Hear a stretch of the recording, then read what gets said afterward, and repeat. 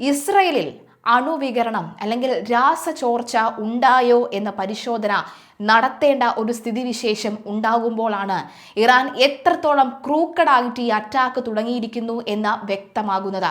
ഇറാനിലെ steel plant ആക്രമിച്ച ഇസ്രയേലിന് തിരിച്ചടി നൽകി ഇറാൻ. ഇസ്രയേലിലെ ബിർഷേബയിൽ കെമിക്കൽ ഫാക്ടറിക്ക് നേരെ ഇറാൻ മിസൈൽ ആക്രമണം നടത്തി. ആക്രമണത്തിൽ ഒരാൾക്കാണ് പരിക്കേറ്റത്. അപകടകരമായ രാസവസ്തുക്കൾ വായുവിൽ കലർന്നതായും പുറത്തിറങ്ങരുത് എന്നും പ്രദേശവാസികൾ നിർദ്ദേശം നൽകി.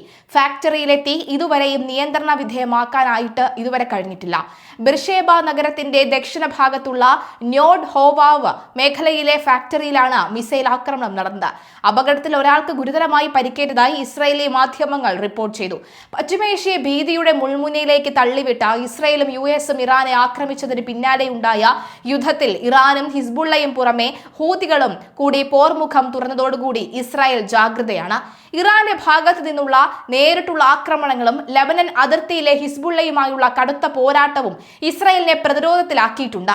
വടക്ക് നിന്ന് ഹിസ്ബുള്ളയും കിഴക്ക് നിന്ന് ഇറാനും ആക്രമണം നടത്തുമ്പോൾ തെക്ക് ഭാഗത്ത് നിന്ന് യമനിലെ ഹൂതി വിമതരും ഇസ്രായേലിനെതിരെ നീങ്ങുന്നുണ്ട്. ഇതോടെ ഒരേ സമയം 3 വ്യത്യസ്ത വിഭാഗങ്ങളിൽ നിന്നുള്ള ഭീഷണിയെയാണ് ഇസ്രായേൽ പ്രതിരോധ സേന നേരിടുന്നത്. എന്നാൽ ഈ ഭീഷണി നേരിടും എന്നതാണ് ഇസ്രായേൽ വിലയിരുത്തുന്നത്. അതേസമയം ലബനൻ അതിർത്തിയിലാണ് നിലവിൽ ഏറ്റവും രൂക്ഷമായ പോരാട്ടം നടക്കുന്നത്. തെക്കൻ ലബനനിലേക്ക് കരമാർഗമുള്ള സൈനിക നീക്കം ഇസ്രായേൽ ശക്തമാക്കിയിരിക്കുകയാണ്.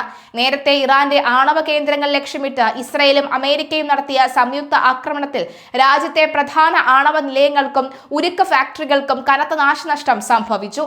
ഓപ്പറേഷൻ റൈസിംഗ് ലയൺ എന്ന് പേരിട്ട സൈനിക നീക്കത്തിലൂടെ ഇസ്രായേൽ പ്രതിരോധ സേന ഇറാനിലെ അരാഖ് ഹെവി വാട്ടർ പ്ലാന്റും യാസ്ദരി യുറേനിയം ഖനന കേന്ദ്രവും തകർത്തു.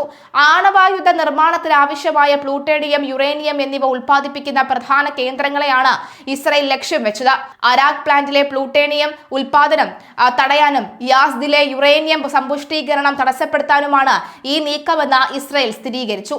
ആണവ നിലയങ്ങൾക്ക് പുറമെ ഇറാന്റെ സാമ്പത്തിക നട്ടലായ ഇസ്ഫഹാനിലെയും ഖുസേസ്താനിലെയും 2 വലിയ ഉരുക്ക് ഫാക്ടറികൾക്ക് നേരെയും ശക്തമായ ആക്രമണമാണ് ഉണ്ടായത്.